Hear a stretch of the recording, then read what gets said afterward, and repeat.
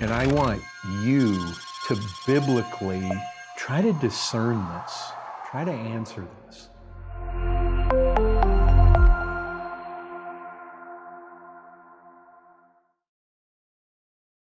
Well, we've been looking at the Proverbs for a number of weeks now, and I want to continue that this evening. And one of the things that I've really wanted us to focus on are those truths that get emphasized. What comes up repeatedly over and over in the book of Proverbs? What is it that when it comes to wisdom, God really wants us to know? What I want to deal with today is laziness, what the Proverbs describe as the sluggard or the idle. And so let's just think again. Wisdom. Wisdom has to do with right thinking.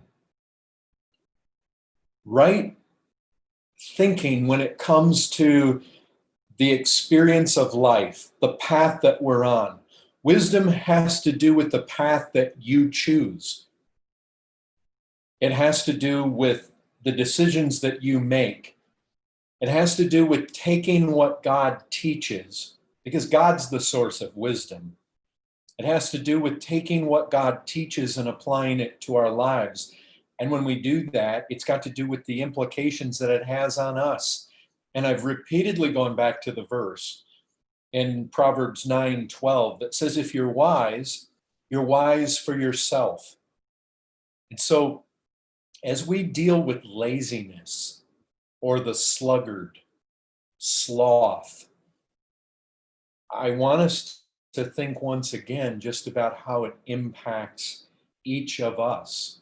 If you're wise with regards to what I have to say, diligence, work, hard work, labor, if you're wise when it comes to these, you'll reap the fruit. It's very personal. And so basically, if we take what God says, if we take what God says to be the best, we apply it to our life, our wisdom or our foolishness in the matter is our own. If we're wise for ourselves. If we're foolish for ourselves. If you've got your Bibles, hopefully you're already in the Proverbs. If not, you can turn there. Just very quickly, I want to remind us. Look with me at chapter 19, verse 8. Let's look at a few of these very quickly. I like to drive this home because each one of us, we have our own selves to consider when it comes to wisdom. And God would have it to be that way. Yes, wisdom will affect other people that we come into contact with, but God very much wants us to believe that if we are wise, we're the ones that benefit from it. If you look at Proverbs 19 and verse 8,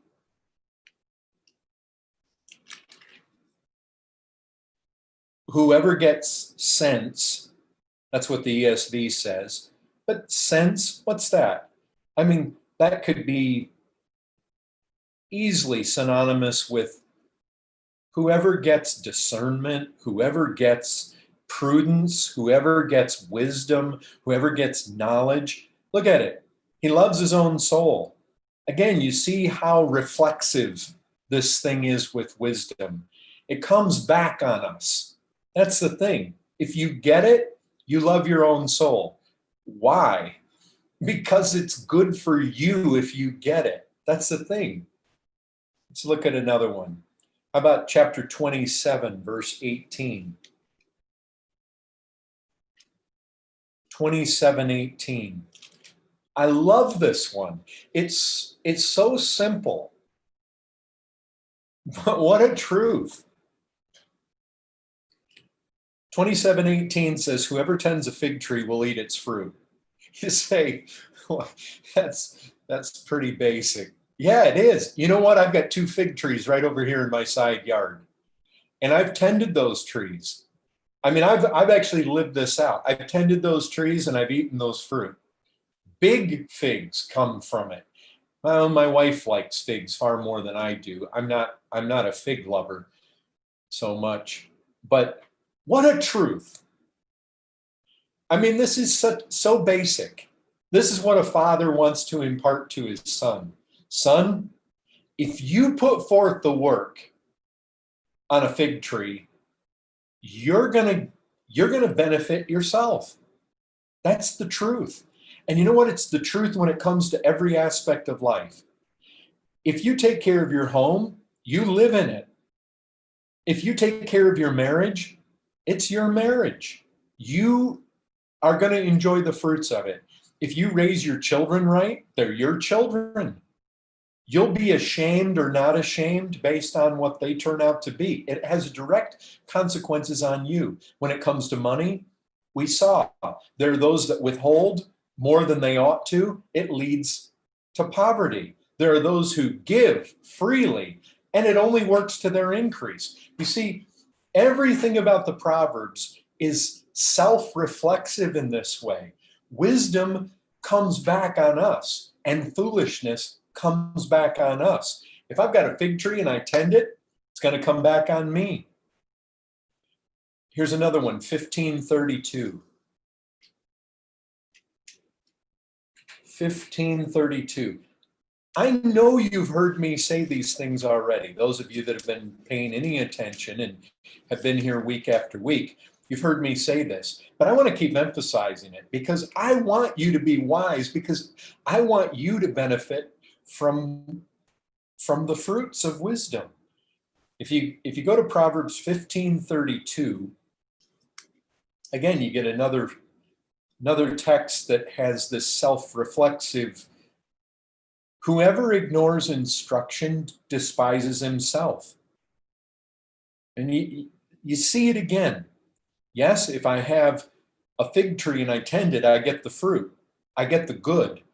But you know what? If I'm foolish, well, I don't love myself. I despise myself. Why? Because if I ignore instruction, it hurts me.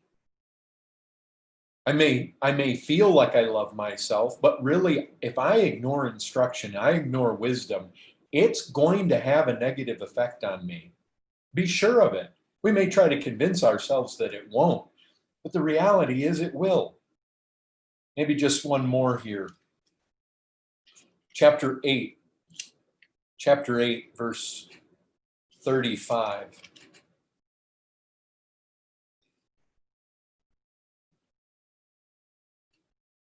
Again, this is very similar to the one we just looked at, but 8, verse 35. Whoever finds me, well, in Proverbs 8, wisdom is speaking. So wisdom says, if you find me, you find life and you obtain favor from the Lord. So life and favor, if you find wisdom. But if you fail to find wisdom, you injure yourself. All who hate me love death. You see the same truth. It's for us. It's for you. You are the greatest benefactor if you are wise, and you will be the greatest recipient of foolishness if that's the path that you choose.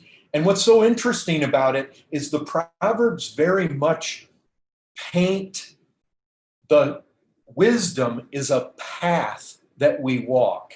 Foolishness is a path that we walk.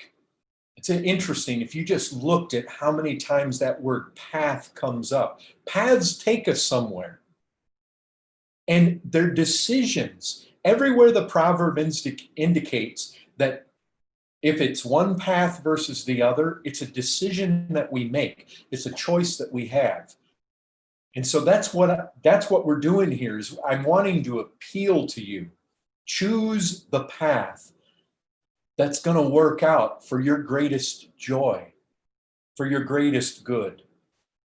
So, subject matter today is diligence over against sloth.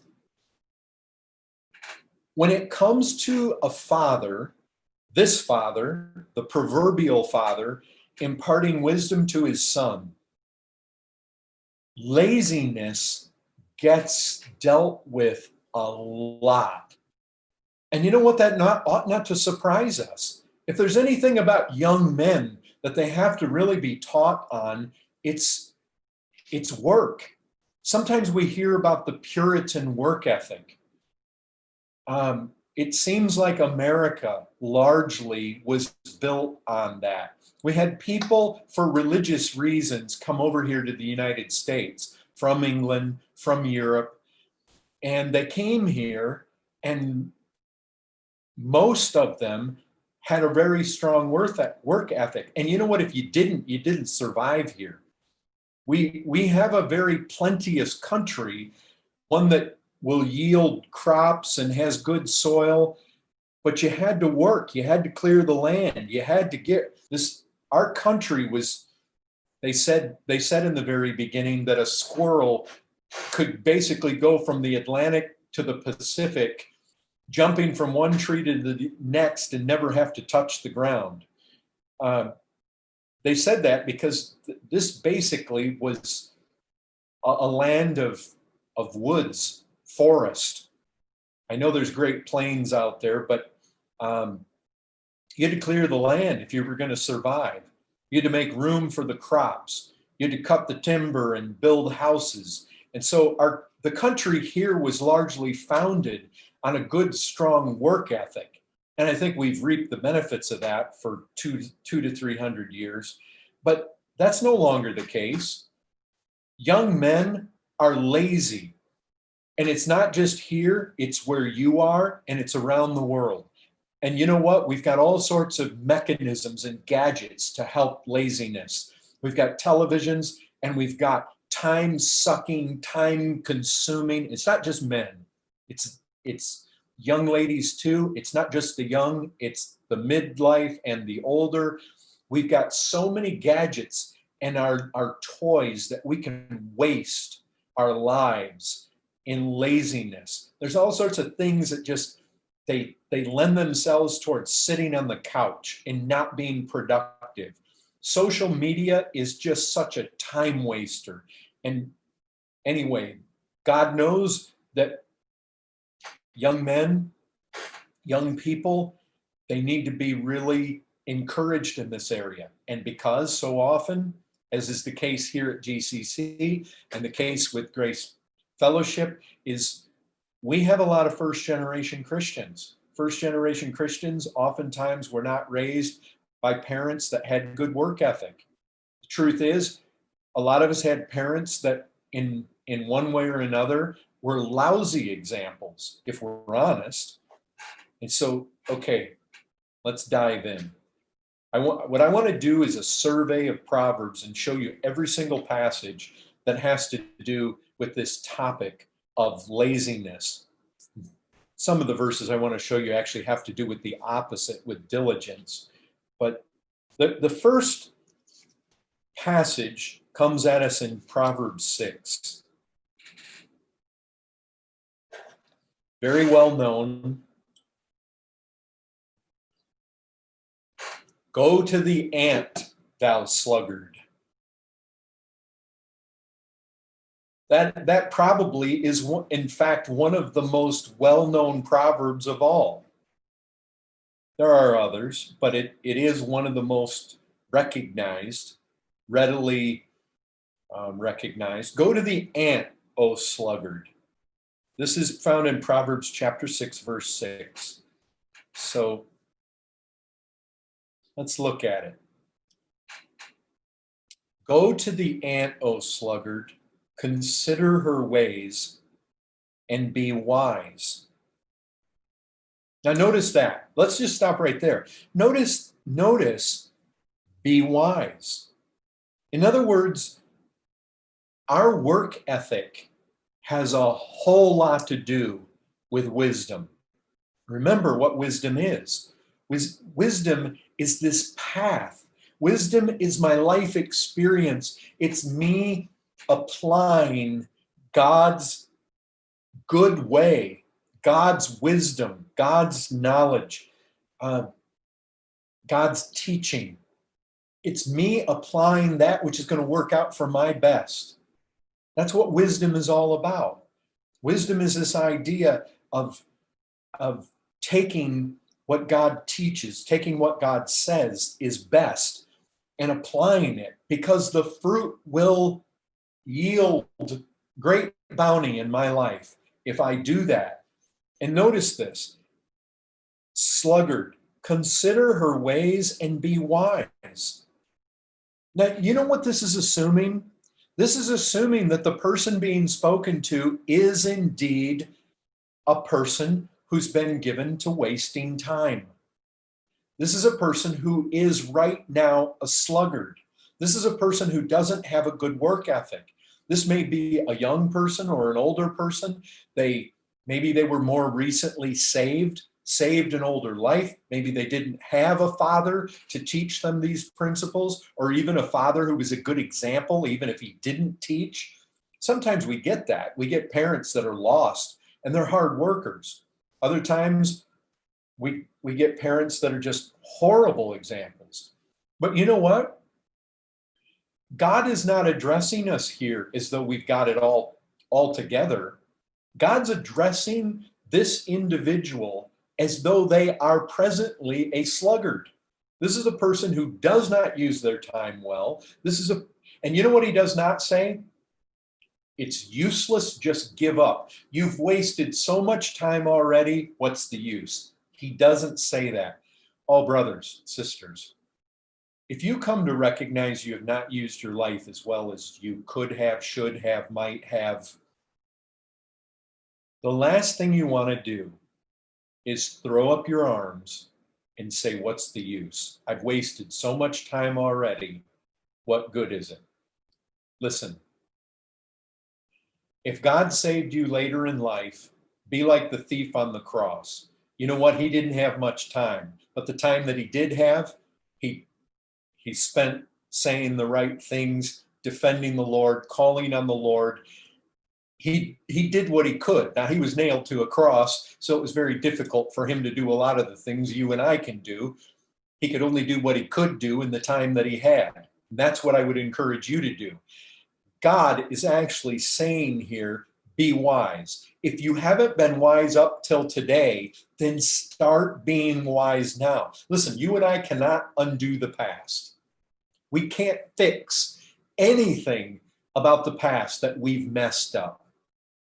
If you look and you say, yeah, I can look at my life, 25 years of my life I spent wasted. For the most part. Yes, I got an education. Yes, I got an engineering degree. I mean, there were some things that happened in my life that proved to be valuable after I was saved, but I wasted a lot of time. I wasted a lot of money. This doesn't say give up. This says what you want to do is consider the ant. Now, what is it about the ant? Listen, a lot of people would say, consider the ant stores up. People have often, they've wanted to justify saving up for retirement. Nothing in this verse has anything to do with stockpiling. Not at all. In fact, ants don't stockpile. This idea that ants are taking all their food down into their hole and they're stockpiling, that just simply isn't true. They take that food down in the holes to feed their larvae or to feed aphids or some kind of, some kind of fungus? Different ants do different things. But brethren, when the winter comes, they're not down there feasting under the ground on all the food they stored up in the summertime. When it's cold outside, they go dormant. They go into hibernation.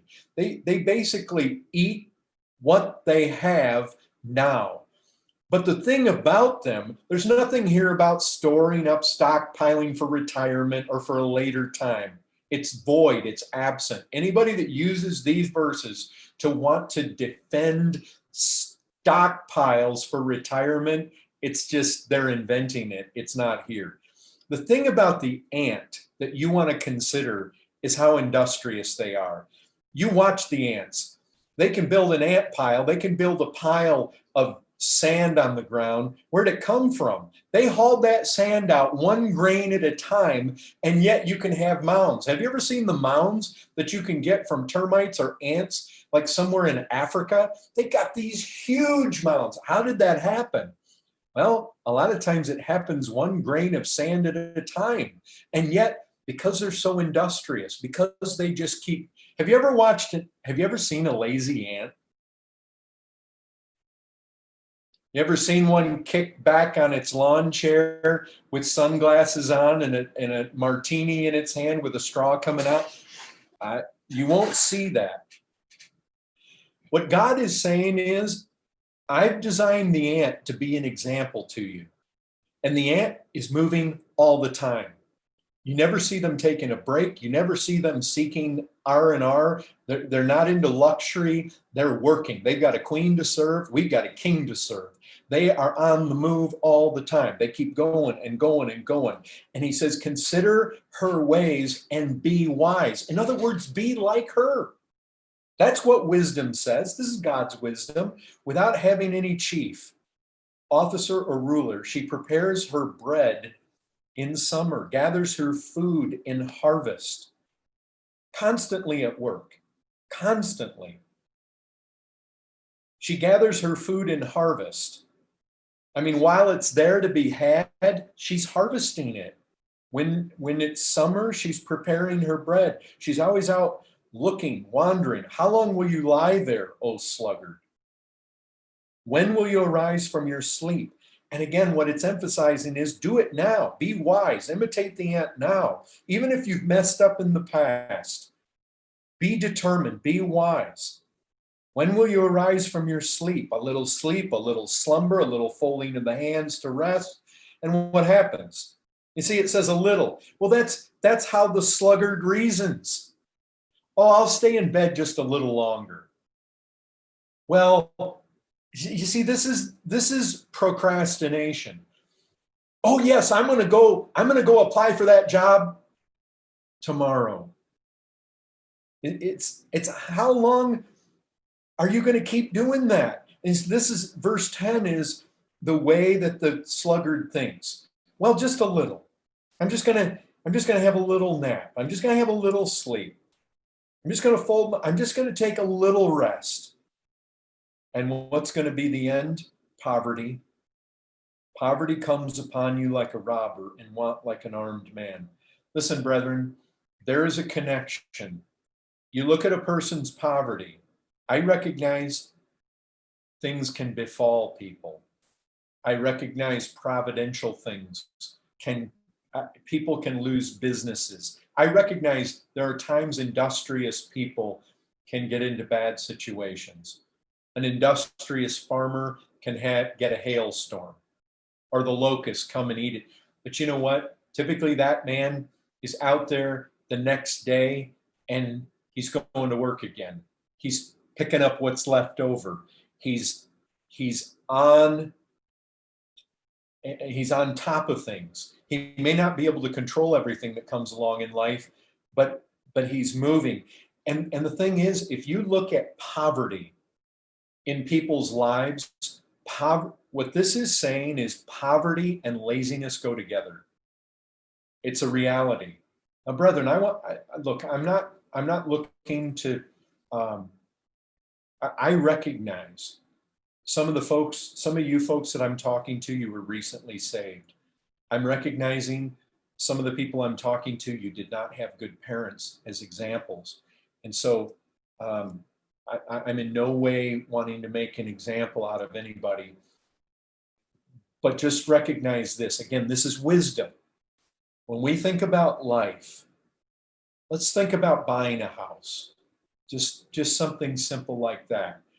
There's no question that when it comes to our financial situation, buying a house is something some people do, and it's something other people do not do. Usually, it's not a matter of conviction. It's not like somebody says, well, I'm going to rent because I'm not supposed to go into debt. Usually the reason that people don't have houses is because they can't afford them. Because usually being the best steward you can possibly be, living in your own house is very wise. And having your own house is typically very desirable. It gives you freedom. And once it's paid off, it's definitely a good economic situation. I paid this house off in 6 years. And ever since then, I basically, yes, I have to pay property tax, but once you have a paid off house, that's a tremendous place to be in financially. The reason most people don't live in their own houses is because they can't afford to do it. And oftentimes there's a connection right here: poverty and laziness, work ethic. Now, it can be true that you can get people that are extremely hard workers. Their job just doesn't pay sufficiently.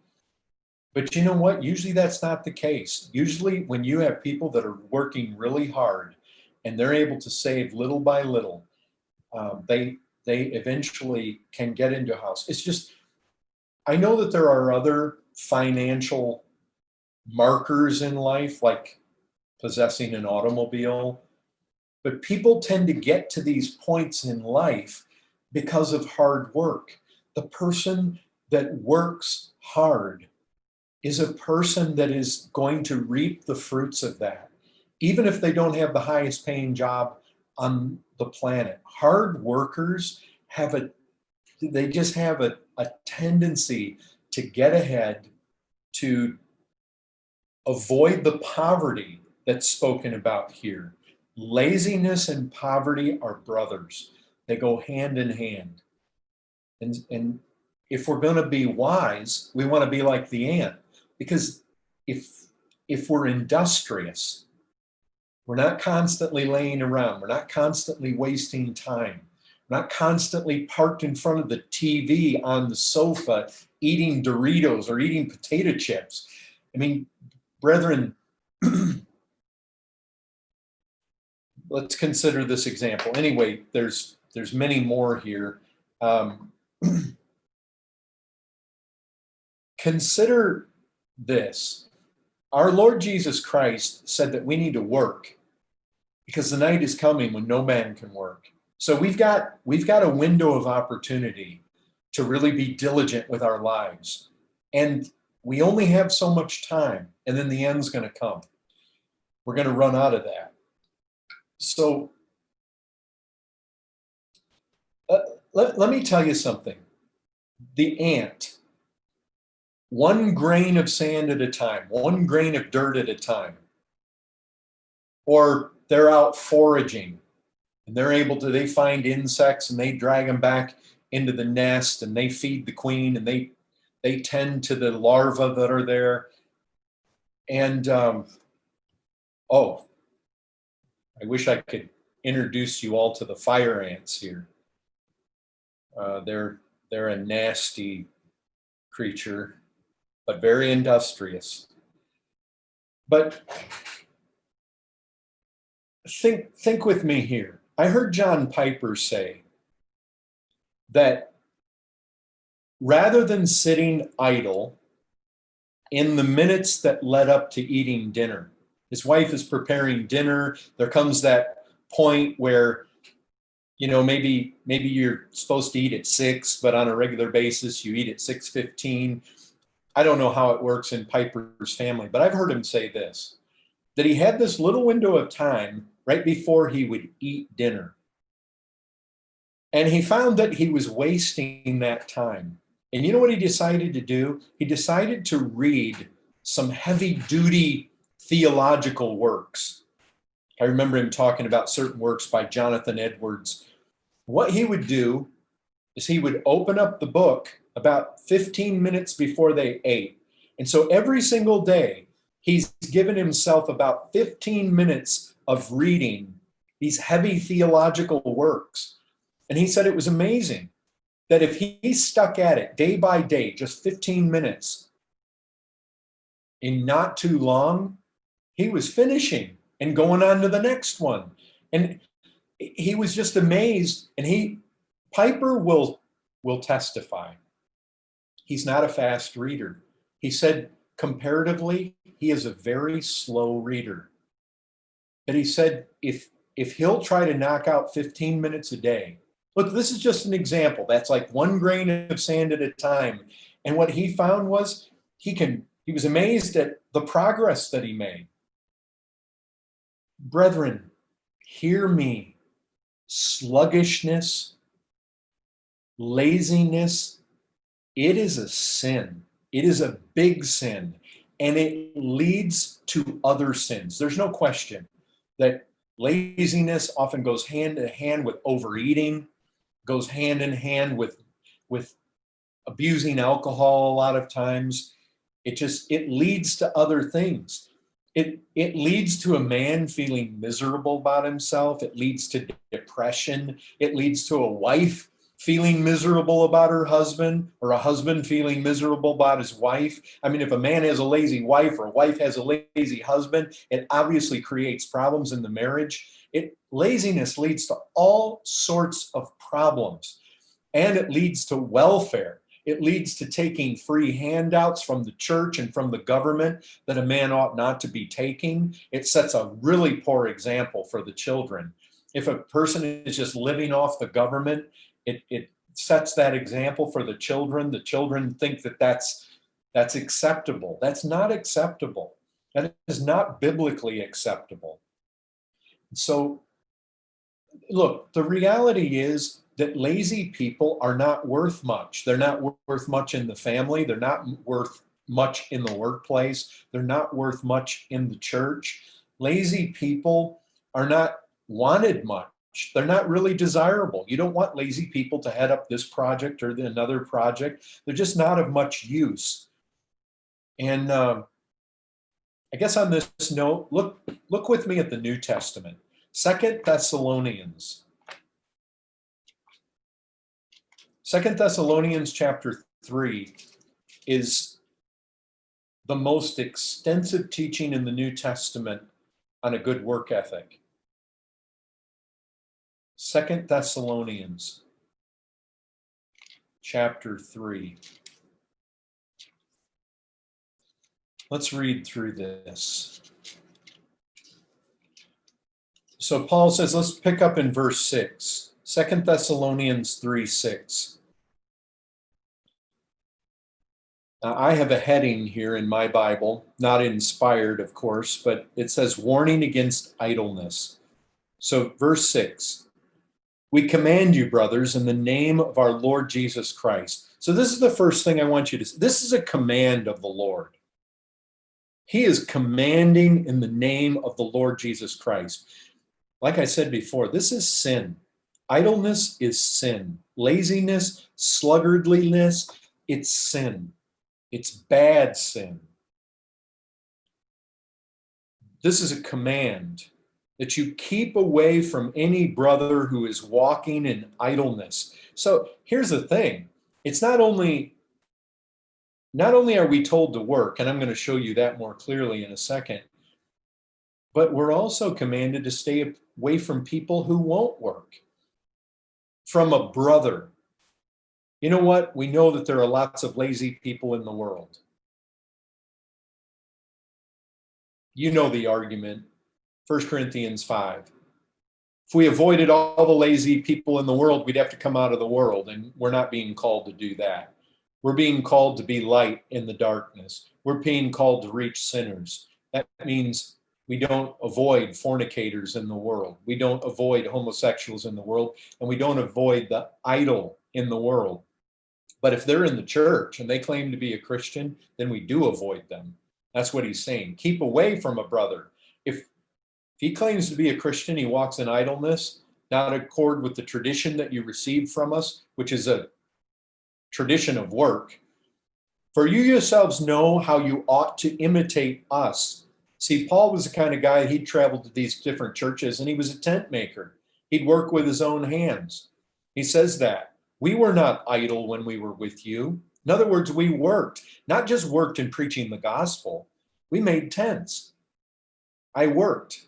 I worked with my own hands to be able to support myself. We didn't eat anyone's bread. In other words, we weren't taking handouts. Handouts is bad.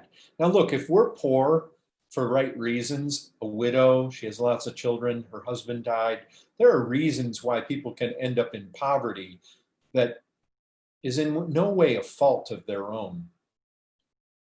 But if we're men, we've got strength, we've got health, and we've got the ability to work, but we don't, we should not be taking handouts. We didn't eat anyone's bread without paying for it. That's another thing. You see, the reason you work is you have something to pay. Paying our way in life is good. Obviously, we can't pay for our sins. Obviously, that's all a free gift by grace. But he's not talking on that level here. He's talking about our work ethic. Our work ethic is we ought not to think we're going to basically live our life on handouts. We're going to work, we're going to earn money so that we can pay for what we need in life with toil and labor. Don't you like those words? Those are strong words, toil and labor. We work night and day that we might not be a burden to any of you. Now look, we recognize a widow needs to be a burden to the church. We need to gladly take care of those who are truly widows and orphans, those who are poor for reasons that were outside of their control. But Paul did not say, oh, my ministry is an excuse not to work. Nope. He was a hard worker. It was not because we do not have that right. In other words, men in the ministry can labor in the word and in prayer and be paid by the church, and that would be right. But he was specifically wanting to be an example to these people to imitate, especially when obviously there were people walking in idleness. He did not want to in any way be a negative example to people that he saw were idle and lazy in the church. For even when we were with you, we would give you this command. Here's the commandment. There's a commandment here not to fellowship with a brother who's walking in idleness, but there's also another command here. If anyone's not willing to work, let him not eat. And you notice it's a willingness issue. We need to have people willing to work. It's true, somebody can lose a job. Just because a man loses his job doesn't mean that he's not willing to work. But a lot of times you have people out of work, and they're out of work primarily because they are not willing to work. And the truth is that there's often work to be had, but men don't want it. They feel it's beneath their dignity. Well, I can't do that job because I had this other job in the past. And anyway, there needs to be humility in this. We hear that some among you walk in idleness, not busy at work, but busy bodies. You see, one of the sins that idleness leads to is just basically very not only unfruitful things, but even negatively fruitful things. You just become a busybody.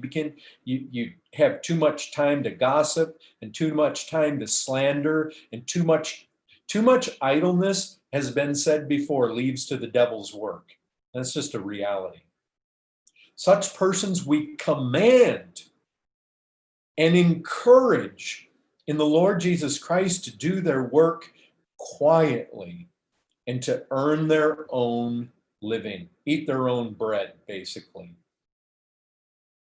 This is the teaching. As for you, brothers, do not grow weary in doing good. If anyone does not obey what we say in this letter, take note of that person, have nothing to do with him, that he may be ashamed. You see, if somebody's not willing to work, there's a place to distance ourselves, not to fellowship with that individual. That's how critical this is. We cannot tolerate lazy people in the church. It's leaven. It's a horrible example. It obviously is contradictory to the apostolic teaching, to the teaching of our Lord Jesus. So there you see the New Testament. But brethren, when you don't fellowship with somebody, that's basically discipline. So often we think of, oh, we should discipline people for fornication. We should discipline people for drunkenness. That's true. But there's also a place to disfellowship from somebody who calls themselves a brother and isn't willing to work. And so it's a serious thing. Paul doesn't want us fellowshipping with people who are brothers who are idle. Work is biblical. Industriousness. God designed us to do work. In the very beginning, he created the man and the woman, and what did he do? He didn't create them. This is pre-fall. In other words, work is not a curse. Work didn't come as a result of the fall. It's not like man was on eternal holiday and then the fall happened and now man had to work. No way. God created man pre-fall to work, to tend the garden, and to basically have mastery in this world. So this idea that work is cursed, that doesn't have any foundation. The idea that work is very undesirable has no biblical foundation. In fact, what I've found is men who are idle, men who are lazy, are typically men who are not satisfied and who are miserable. People who do work, especially when you like the job, I loved engineering. I like building things. I like working in the yard. I like accomplishing things. To me, there's a great sense of satisfaction in that. Satisfaction in working hard and enjoying the results of it. I think the most miserable people, especially the most miserable of men, are the ones who are just, their wives come home and find them sitting on the sofa with the TV on. How miserable is that? That certainly is not the biblical norm. So, okay, back to the Proverbs.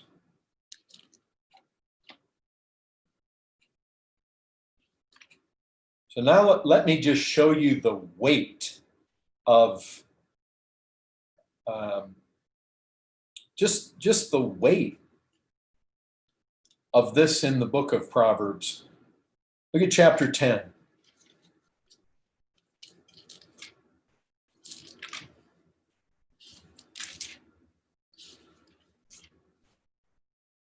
Now remember, the book of Proverbs is very much about the parent's instruction to his son.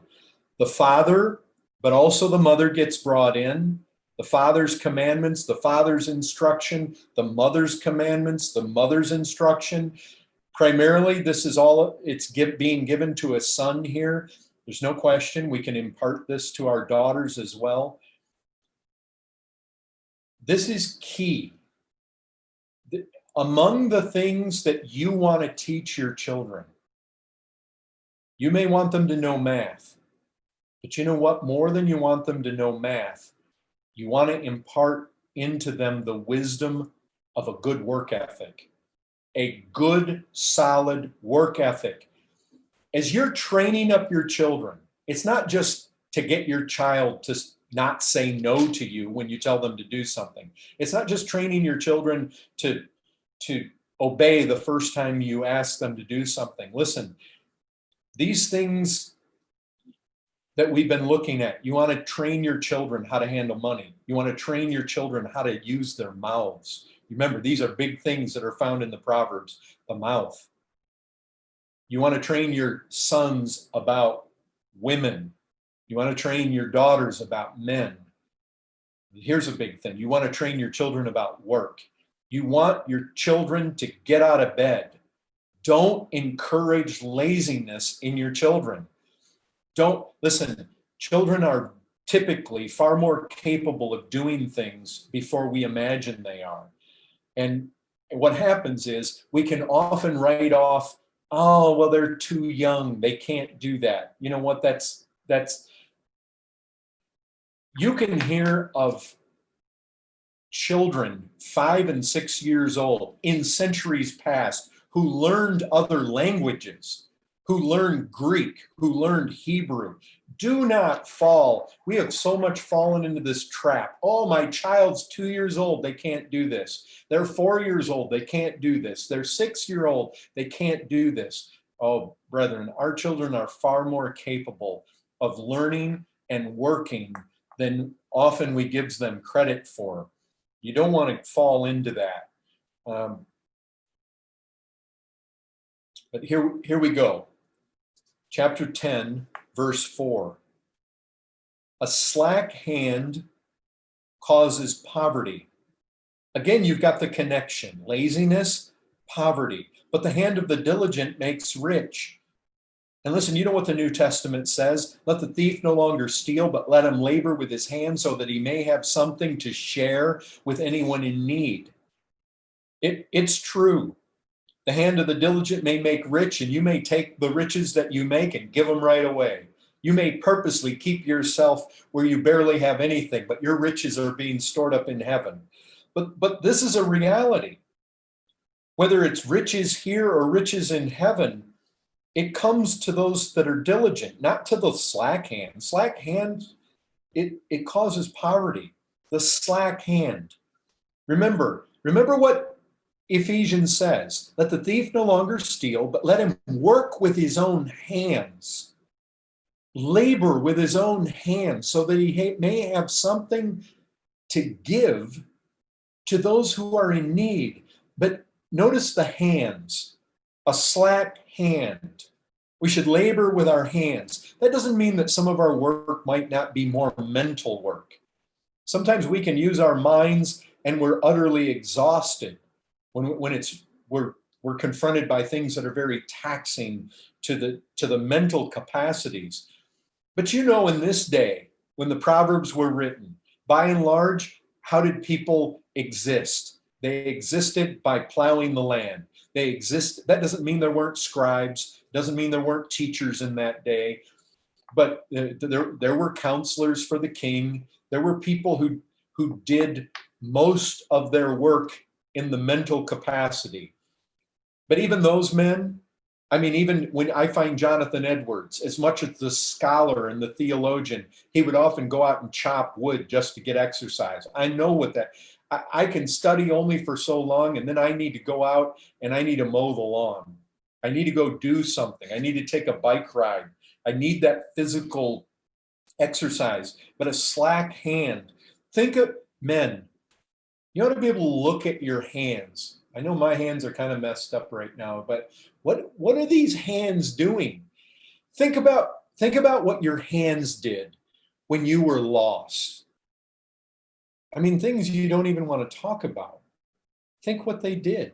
But what should they be doing? We are to offer our members up as instruments of righteousness to God.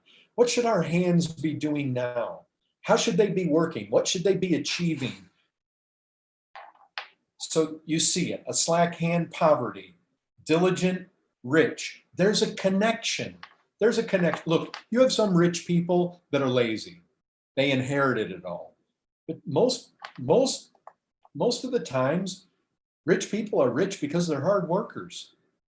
They invest wisely. They're hard. They work. I know we got a lot of people in the world today that are workaholics, but we've got a lot of people too that are lazy. We've got a lot of people that think that everything needs to be handed to them on a silver platter and that the government ought to provide for all of our needs. That's not the biblical example. Look at verse 5.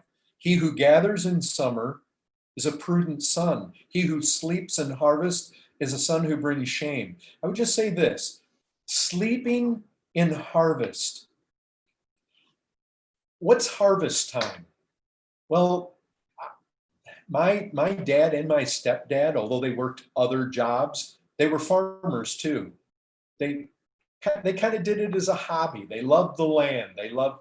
My dad would farm like 80 acres, maybe 50 of it was actually plowable. So it wasn't a huge farm by any means, but my dad would be out there on the tractor. He'd be plowing the field. Well, there's a time to harvest the field. In other words, harvest time is the time when you can bring the crops in. It means that we ought to be people who we're ready to work when it's an opportune time. That's what harvest time. It's the opportune time. Now is the harvest time. The night's coming when we'll not be able to work. But now's the time to really give ourselves to this. I just would say this, and give this counsel. Young ladies, I know we've got young ladies in the church that aren't married, who I imagine very much want to be married. You know what, as badly, ladies, as you want to be married, do not marry a lazy man. You will regret it. Look at their work ethic. Look at what they do. Look at how they work. Look at what they've done in their life. Not, especially since they've been saved. Don't look. It's good if you see that a guy was raised with a father, even when he was lost, and maybe the father was lost, but they're hard workers. Well, that's good. That'll carry over. But primarily, you want to be concerned with what does their life look like since they've been saved? Because we all recognize we had a life when we were lost that we're not proud of. We did all sorts of wicked things. Many of us were, we didn't work when we should have been. We stole from our employers. There's a lot of bad things that we could all testify to. But ladies, if you look at a man in the time that he's been saved and you see laziness in his life, you do not want to marry that guy. And vice versa. Young men, you don't want to marry lazy women. Laziness is a curse. So look at chapter 10, verse 26. 10:26. Like vinegar to the teeth and smoke to the eyes, so is the sluggard to those who send him. So I'm sure most of you, like me, you've stood at the side of a fire, a bonfire. Oh, you guys have a holiday where you make fires, right? Who's the guy you make fires for? What's the deal? Tell me his name. Guy Fawkes. Guy Fawkes. And so you all are familiar with that, right? You that are English. We had a lesson about this when I was younger. Huh. And so you've stood at the side of a fire. How many of you have gotten smoke in your eyes? I have. Okay. You see what it says here. It says like vinegar to the teeth. I don't know what that's like. I imagine that's a bad feeling of some sort, but I've drank apple cider vinegar. I don't know that it did anything to my teeth, but smoke to the eyes we all recognize. So is the sluggard to those who send him. It's bad. You get smoke in your eyes, you can't see. It's a bad feeling. And so is a sluggard. If you got somebody that's lazy, wives, if you get yourself a lazy husband and you send him to do something and he ends up not doing it, or you've got a wife and you've got some project that you want her to accomplish and then she doesn't do it, constantly procrastinating, constantly justifying, constantly has excuses. Same way in the workplace. You send somebody to accomplish something and they don't end up accomplishing it. Why? Because they're lazy. They're not responsible. They don't. It's sluggards are bad. That's what I was saying before. They're worthless. They're not wanted much. They're fairly useless. It's like smoke in your eyes. It's like something else too. We'll get to in a second. Chapter 12, verse 11. 12:11. Whoever works his land will have plenty of bread, but he who follows worthless pursuits lacks sense. Now, I love this one because this is what you find. Brethren, I am not very impressed by people who are, I guess, just people who constantly, they don't work, but they always have a plan. They always have a strategy. But you know what? Next week, it's a different strategy. Next week, it's something else. And they never bring anything to fruition. That's what you find here. You find that 12:11, diligence is set over against the person who's constantly following worthless pursuits. A worthless pursuit is pursuing something that doesn't bring fruit. It's pursuing something that in the end, it's worthless. It didn't profit. You see, the thing about wisdom is you want to do what's in your greatest interest. This person always has pursuits. He's always got plans. He's always got some new thing, but it never comes to anything. Yeah, I really get discouraged when I find either in the family or in the church where you've got people who don't follow through. They've got a plan, but why don't they do it? Why don't they? And then you see them 3 weeks later, and now it's a different plan. And it's like, why didn't you carry through with your last one? And you know what the reason is? There's a lion in the way. You say, what does that mean? Well, we're going to get to it in a second. There's always an excuse, or they're constantly following these pursuits, and even though they may give some effort to it, inevitably it comes to nothing. Why? Because they're just not diligent enough to make it happen. They're not diligent enough to stay with it. They're not diligent enough to follow all the way through, to see the thing to the end. They're people that easily get discouraged. They're people that easily give up, people that easily can invent any excuse under the sun. Oh, brethren, excuses. That living the kingdom of Christ is not to be a life of excuse. We have a God we can trust in. We need to be people who are determined and diligent. If God changes our direction as we seek to labor and work before him and be diligent before him, okay. Sometimes we've got a plan of going in one direction and he'll take us in another one. I know that's the reality, but how do you avoid worthless pursuits? Well, one, we want to keep we don't want to easily give up. We want to be people who are willing to suffer some defeats and keep after, suffer some setbacks and keep after. We don't want to be hasty and just run into every pursuit under the sun. We want to do things carefully with prayer, with counsel. There's wisdom in counsel. That's all through the Proverbs. There's wisdom in seeking counsel from the Lord foremost.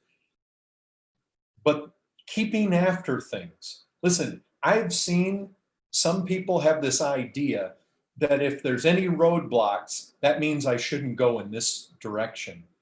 That's just not true. I have found that God often tests our faith and brings roadblocks before he brings us victory. He brings us setbacks before we taste the fruit. The harvest is not coming in as readily as we'd like because the fields are muddy or something's wrong, but we don't just give up and stay in bed. So worthless pursuits, like I say, there's a way to avoid them, and that's got to do with counsel. Seeking counsel is good, but then following through. Some people seek counsel and you give them counsel, but they never follow through. Oh, what a discouragement that is as a pastor through the years, giving people counsel that seems very wise, and yet they don't take it. They don't pursue it. They don't keep after it. Oh, they try this and they try this and they try another thing and they try that thing and they try this other, but they never come to fruition on any of it. They so easily give up. Any little difficulties arise and they're throwing in the towel. Then you have 12:24. The hand of the diligent will rule. There's no question. In Scripture, hard work is rewarded. The slothful, they're going to be put to forced labor. Again, look at how this is so self-reflexive. I mean, the fruit of what you do comes back on yourself. The hand of the diligent will rule. I'll tell you this, whatever you're doing, do with all your might. You know, there's Ecclesiastes talk that whatever your hand finds to do, do it with all your might. I would say that. Listen, if you're mowing the lawn, do it well. We have a young guy in the church. He lives at home. He doesn't have a job. I told him, you need to have a job, but while you're at home, you need to be working around the house. You need to mow the lawn. His mother said she can't have him mow the lawn because he leaves chunks of the lawn unmowed. Brethren, you know what? You know where that leads to? Forced labor.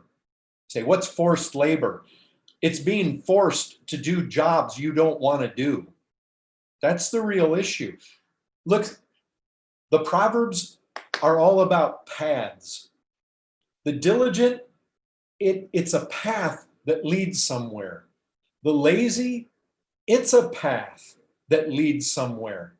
People that are diligent, even quietly so, in their own shop, in their own business, wherever it may be, they end up being in positions where people take note, people promote them, people exalt them. They come to the place where they will be rulers.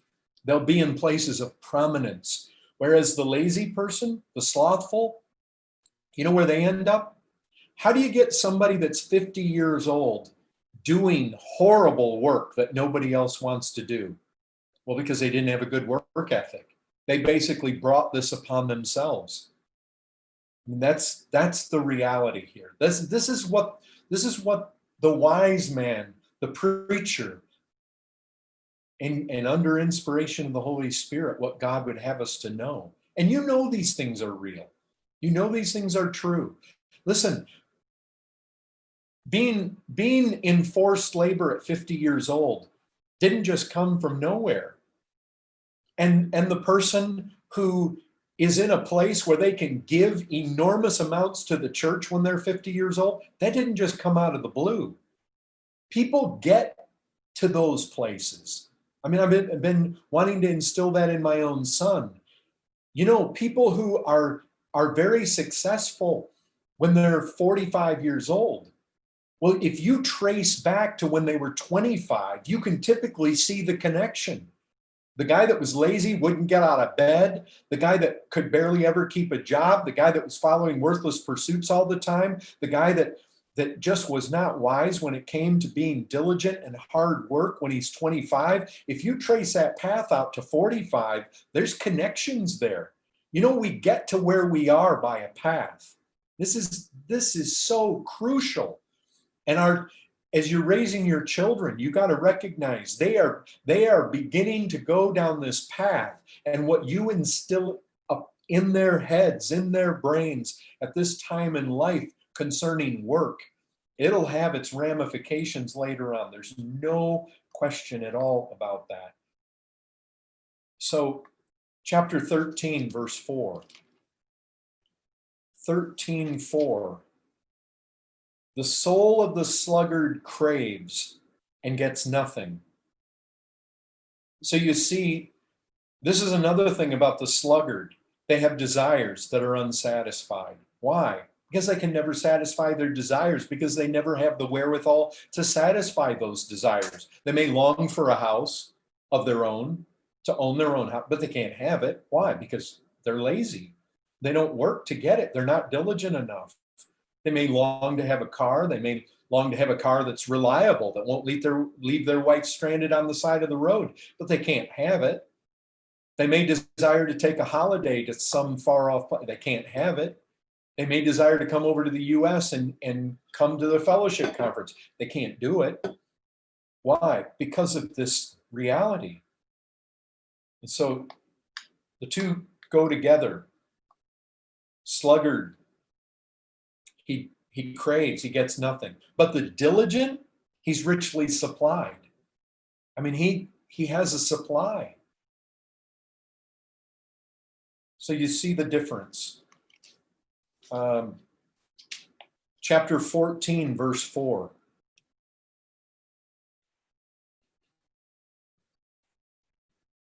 I often think about this verse. Where there are no oxen, the manger is clean. I love that verse. What does that mean? You know what? If you've got oxen, let's say you owned 2 teams of oxen, big, strong, plow pulling, cart pulling oxen in the day before tractors. I mean, you had these big, powerful animals. Well, guess what?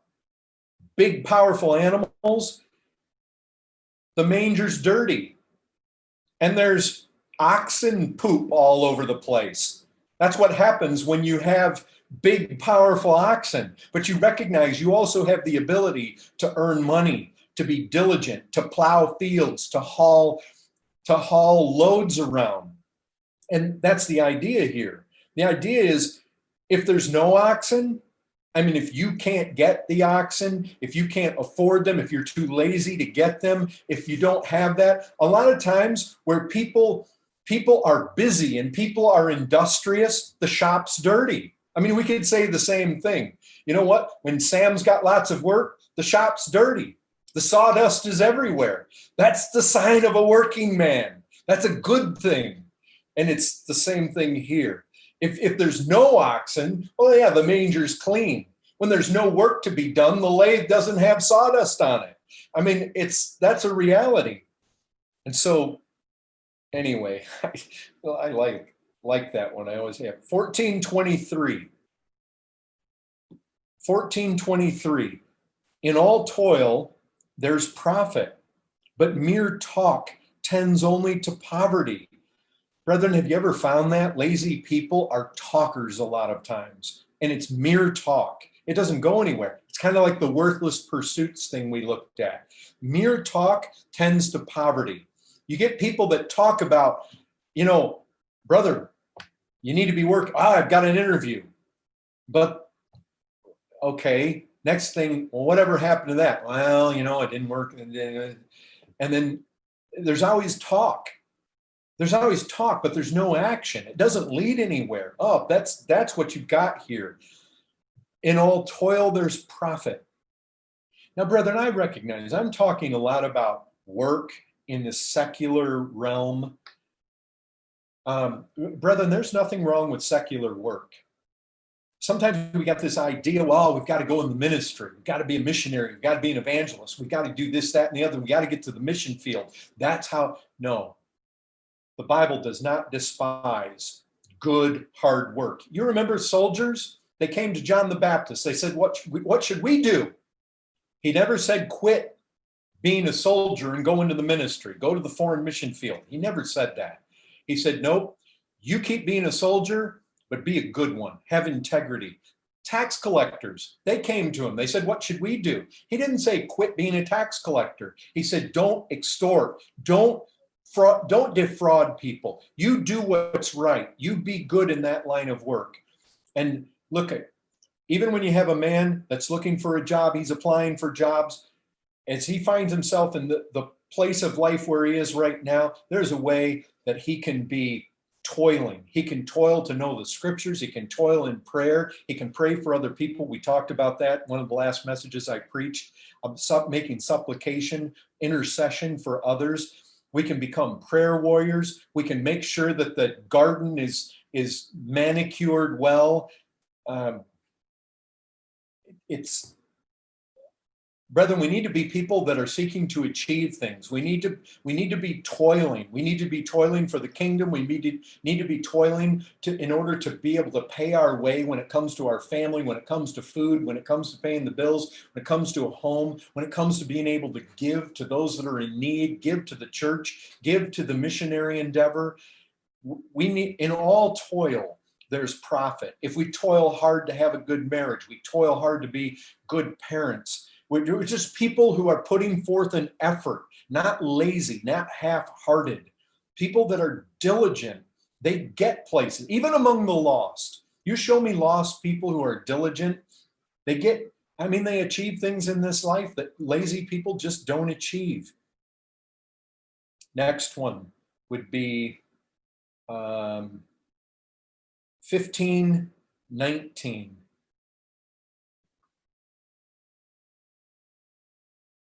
15:19. The way of a sluggard is like a hedge of thorns, but the path of the upright is a level highway.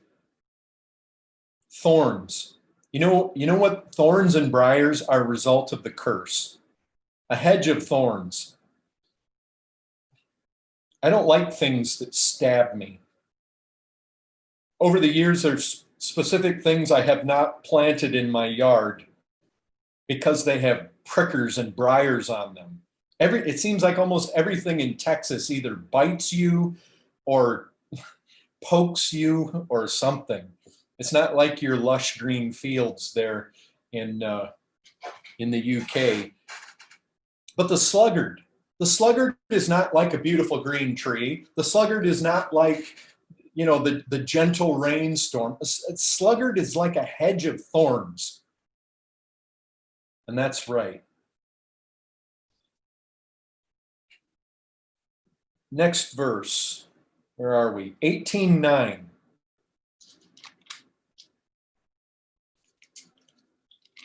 18:9. Whoever is slack in his work is a brother to him who destroys. Now, wow. Maybe it takes you a second to let that sink in. What's the connection there? But a lazy person, slack in work means they're given to idleness. They're a lazy person. They're slack. They're not diligent. Is brother to him who destroys. How do you figure? Well, brethren, right now, I am replacing, or at least majorly overhauling, the door on my shed. I used a type of particle board in the construction of the door on my shed. And it was flawed in its design. I basically created an entry point for water, which we don't get a whole lot of here, but water seeped in at one of the joints and basically rotted the particle board. For when I used substandard material where I should have used a piece of solid plywood, particle board does not resist water well. And I could have protected it simply with something we call Tyvek here. But again, I didn't do it just exactly right. So what happened? I began to get wet and or dry rot. And so I'm having to repair it. Well, here's the thing. If I'm lazy and I don't repair that door, you come look at my door in a year or two, and that door is going to be rotting and pieces are going to be hanging off. But you know what? If I was a destroyer and I was just an angry, violent person full of alcohol and I went out and I kicked a hole in that door, well, guess what? The lazy and the destroyer are brothers. In other words, my door ends up being ruined both ways. I can be lazy and it gets ruined, or I can just be a violent man and it gets ruined. I can punch a hole in my wall, or I can just let my wall, through laziness, just degrade to the point where it falls apart. You see how they're brothers to each other? Lazy men are brothers, because the destroyer, he just goes out and he destroys what was not destroyed. But the idle person destroys by their idleness. They just neglect. That's how they end up being so much companions to each other. Another one. Let's go to 19:5.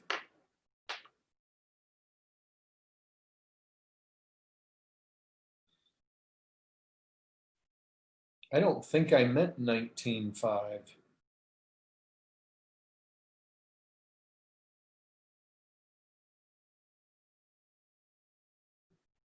I was at Is it verse 15 you were thinking? 15, 19, 15. Yes, that's it. Slothfulness casts into a deep sleep. An idle person will suffer hunger. Again, you see where it brings us. Brings a person to poverty. Here's the thing, slothfulness casts into a deep sleep. I got thinking about that one. A deep sleep. Brethren, that doesn't just mean that if you're lazy, you sleep deep at night. There's nothing wrong with a hardworking man having his head hit the pillow and he's out and he sleeps soundly and deeply. There's something good about that. And that's not what this is saying. You know what? The person who's lazy, they just fall into a deep sleep about everything else.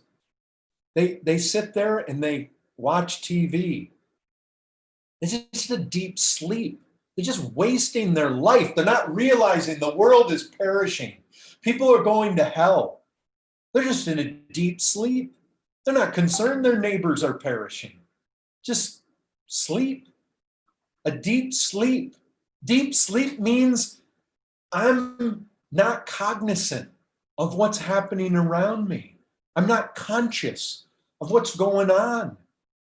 Lazy people, they don't see. You know what the thing about diligent people? Diligent people work hard and they can see a need and they can answer the need. Lazy people, they tend to not have, it leads to poverty. So it leads them to be in a position where they're not really ready to help other people. They're not really ready to work with their hands and labor and have something to share with those in need because they're lazy. Lazy people typically don't think about others' needs. They barely can take care of their own needs. And so they basically go to sleep with regards to all the needs in the world. They're just in a deep sleep when it comes to everything that's happening. Lazy people, they can just live on their social media. They can just live in front of the television. Brethren, television is a fantasy. It's a dream world. Why? Those shows, even when you talk about reality TV, that's not real life. It's the TV puts people, even if you're watching sports. I mean, look, you get people trying to put a ball in a net. Seriously? They spend all their time running back and forth up and down a field trying to put a ball in the net. What happens when it goes in the net? They take it back out again. And then they get a trophy. And what happens to that? It collects dust and nobody remembers a year or 3 years later who even won that game. Nobody cares anymore. You see, it just puts people in this. I'm not saying there's not a time to be tired and to sit down and enjoy something that brings you and your wife close, or to sit down if you enjoy sports. But brethren, too much of this, just this laziness that pervades the world and all our technological little devices that just, they put us to sleep. That's the issue with regards to that. 19:24. The sluggard buries his hand in the dish and will not even bring it back to his mouth. Now, obviously, this is sarcasm. Where's the guy that actually, typically lazy people are also, they can have a tendency to eat bad. And they do eat, and they do make sure that the Doritos get into their mouth. Brethren, what this is it's the kind of person that does things halfway. It's the person that never finishes the job. It's the person that orders the boards, but then they don't fix the door. It's the person that orders the hinges, but they never put them on. You see, they put their hand in the dish. They got far enough to do part of the job, but then The testimony to their life is half-finished projects. It's that pile of stuff over there. Oh, I mean to do that. I mean to repair that. I mean to do that. Yes, I've got these things over here. Well, that was the project then. And they're always, they just don't finish things. That's the picture here. The lazy man, he buries his hand in the dish, but he doesn't finish. He doesn't get it back to his mouth. I don't think that that primarily we're supposed to see the guy that just can't figure out how to get the food in his mouth at the dinner table. Lazy people seem to always have that ability. I think what you want to do is you want to see this for what it is, that it's kind of a parable of sorts. It's a picture. Anyway, go on to chapter 20, verse 4. You just see how much, I mean, you see that when I say that the Proverbs have a lot to say about this, you're recognizing that I didn't just dream that up. Chapter 20, verse 4, the sluggard does not plow in the autumn. He will seek at harvest and have nothing. Again, that's just a repeated theme. The lazy person, he ends up not having what the diligent person has. Okay, the next one. 21:5. 21:5, the plans of the diligent. Now, obviously, the diligent is opposite to the lazy, but the plans of the diligent lead to abundance. So there's this again. But instead of comparing it specifically to the lazy man, it's everyone who is hasty comes only to poverty. And that's kind of like the guy that puts his hand in the bowl and won't bring it to his mouth. This is the person who is quick to put their hand in the bowl. They're quick to order the wood to fix the shed, but then they don't do it. You see, they're hasty. They move fast. They don't really think through whether they have the wherewithal to bring the thing to completion. They're always doing things quick. And the thing about it is that undue hurry is as bad as over procrastination. Diligent people, they make their plans and they press forward. They're not people with always a lot of schemes, quick schemes, always going after the new get rich quick scheme. No, they're diligent people. They make the plan and they follow through. Even when there's difficulties, even when there's hindrances, they keep working through it. They're persistent. They're diligent. They keep after it. They keep going. They're not easily daunted.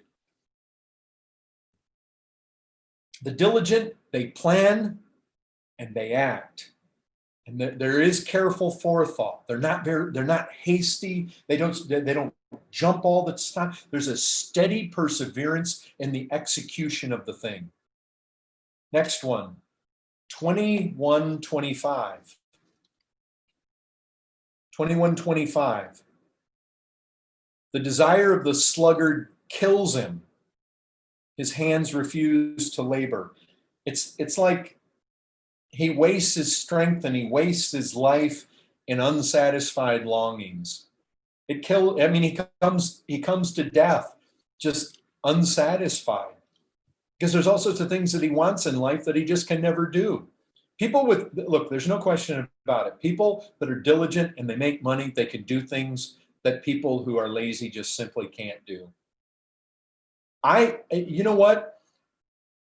You can see it. I have seen it. You've got men who they can ponder about doing this or doing that or doing another thing. They can ponder about visiting Nepal, or they can ponder about how to do certain things, or where there are other people that just can't ponder that way. They can't strategize the same way. Why? They've got desires, but they just can never bring any fruition to them because they're underachievers. They just don't want to do something very diligently in their life. Next one. 22:13. The sluggard says, "There's a lion outside. I shall be killed in the streets." Now, just There's another one that says this, so I'm not going to say much about that right at the moment. But let's go to the next one, 22:29. Do you see a man skillful in his work? I know this is the opposite of the sluggard. But you just see a man skillful in his work, he'll stand before kings. It's just like the one that says that the diligent will rule, but those that are lazy, those that are slothful, those with a slack hand, they'll be given to forced labor. Well, here's the same kind of thing. You see a man skillful. How does a man become skillful? Practice. You get skillful at something because you work hard at it. You become skillful at a violin and you play in front of kings because you put a lot of work in. Nobody becomes a good violinist overnight. And if you're going to be the kind that's going to play before the Queen of England, you know what? You put a lot of work into it. That's what happens. People who are diligent, they get places. They do things that people that are lazy will never do. And you know what? This doesn't say you had to be famous or to be born into royal lines. I'll tell you this, you can be a nobody in this world. But if you're a hard worker, that suddenly puts you in a different category than everybody else, because a hard worker becomes a somebody. They become recognized. They become notable. Why? Because of their diligence. Brethren, do you realize the vast majority of people in this world are not very diligent? The vast majority of people in this world are lazy. They want to coast. People working for retirement. Let me tell you something. The Bible does not teach retirement. You know what?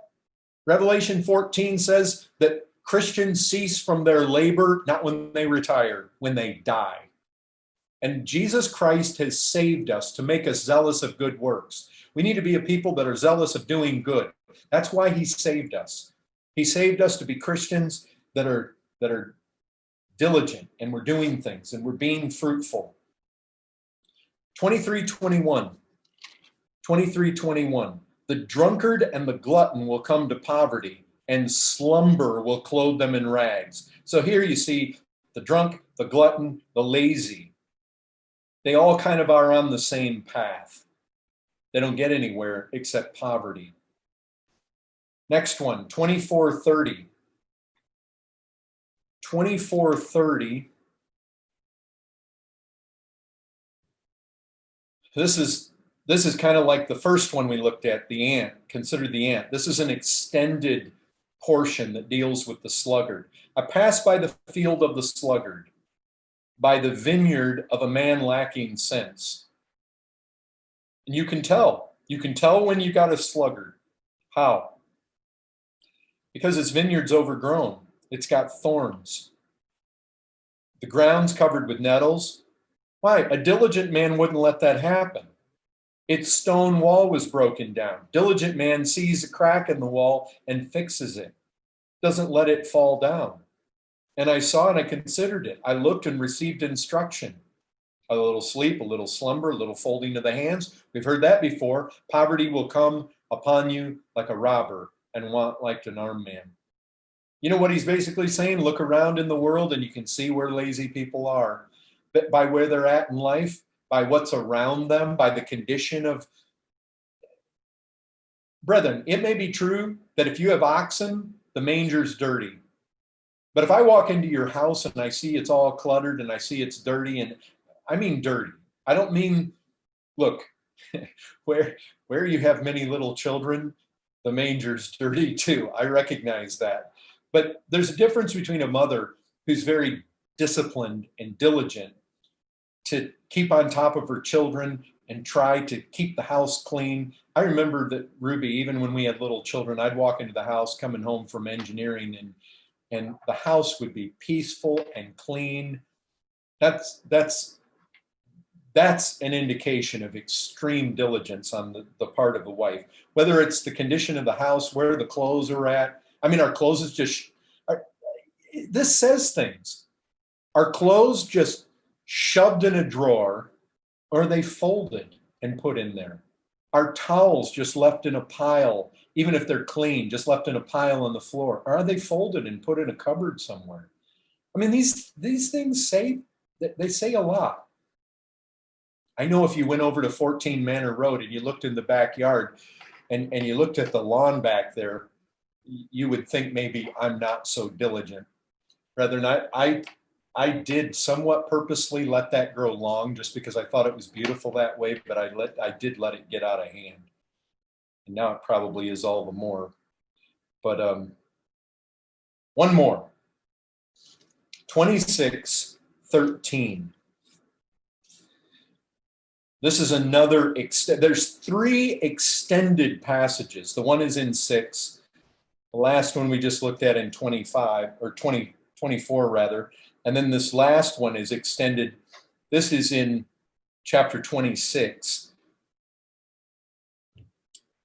Notice verse 13. The sluggard says, there's a lion in the road. There's a lion in the streets. As a door turns on its hinges, so does a sluggard on his bed. The sluggard buries his hand in the dish. It wears him out to bring it back to his mouth. The sluggard is wiser in his own eyes than 7 men who can answer sensibly, or render a reason is what the KJV says. So let's just consider these. The sluggard says, there's a lion in the road. Do you see what's happening? This is kind of like the we considered that the sluggard is often the lazy person is often a person who is making excuses. They bring the hand to the mouth, they won't bring it to their they put their hand in the bowl, but they won't bring it to their mouth. If you listen to the lazy, they always have an excuse as to why something doesn't work or why they're lazy. It's like, do you see what's happening? Lazy people are always excuse ridden. Very lazy. Very rarely can you find a lazy person who will quietly be rebuked for their laziness. Typically, they've got every excuse under the sun why they are where they are, why they can't get work, why they can't work harder. There's always an excuse. It's their health. It's everybody's against them. It's that boss was bad. That guy was bad. That workplace, they were against me. This. There's a lion in the streets. Do you see what happens to the lazy person? Their brains become this tool. It's like they deceive themselves. Their minds get turned into a tool of self-destruction. It's always making excuse. I can't work. There might be a lion out there in the road. I mean, there's always, it's like, notice verse 16, the sluggard is wiser in his own eyes than 7 men who can answer sensibly. You see, you can have 7 men that can give the guy good reasons why he ought to go get a job somewhere, be more diligent, but he thinks he's wiser than all of them. You see, it's deceptive. Idleness goes hand in hand with a brain that's always trying to convince itself that its idleness is somehow justified. It's horrible. And you come across people like this, and when you talk to them about work, it's not like they're teachable. This person is not teachable. This person is not saying, yeah, I recognize what you're saying. I'm hoping that everybody listening to me, you're of the mindset that, hey, we need to be diligent. Our time is short. We need to work while it's day. And especially you men, and even if you've had bad examples, and even if, yeah, you recognize that you have not done well in the past, I'm hoping that by God's help, through prayer, through good counsel, you'll press on, make radical changes. There will be a major conversion of sorts in your life, but not be like this guy who's always got a reason, always got an excuse. Oh, please. One of the things we need to repent of as Christians is excuses for our laziness. We need to just put them away. Best place to start, best place always where repentance starts is acknowledging that, yes, it's true, I've been lazy. Yes, it's true, I haven't been diligent. The greatest place to start is confession. It's honesty. You see, this person, the typical lazy person is just not honest. And we have disciplined people at GCC for 2 Thessalonians reasons, because they, as a brother, somebody who proclaimed to be a brother would not work. And you know what? Typically, I would never lead the church to discipline somebody under those circumstances unless what I'm finding is this right here.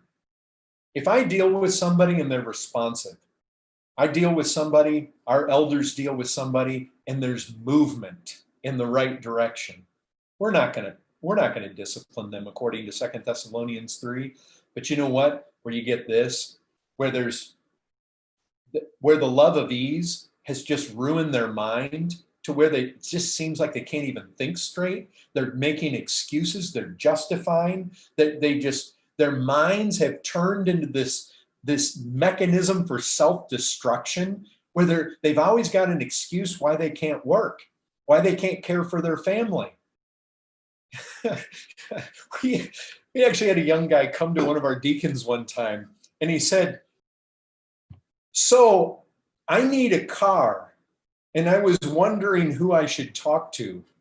Like, some young guy came in the church and actually thought, that's what you do now that you're a Christian. If you want a car, you go talk to somebody, and somebody in the church is going to give it to you. Well, our deacon obviously awakened him to reality and said that hard work is the path to owning a car. But you see it here. There's a lion in the road. Brother, do you know the diligent person? He says, even if there is a lion in the road, okay, I still going to work. I'll just put a sword on my side. I'll carry a spear in my hand. I mean, you know, David, he conquered bears and lions and said, I'll take you on too, Goliath, in the strength of the Lord. The Lord helped me get victory over those, and I'll get victory over you. And so whether it's monsters, whether it's giants, whether it's lions or bears, brethren, we can be diligent to the end. God will help us. Anyway, there it is. There's another primary emphasis that we find in the book of Proverbs, which I think you'll all agree, yeah, it hits us with it again and again and again and again and again. Hard work it's a Christian ethic. The Puritan work ethic is not just for the Puritans, it's for us.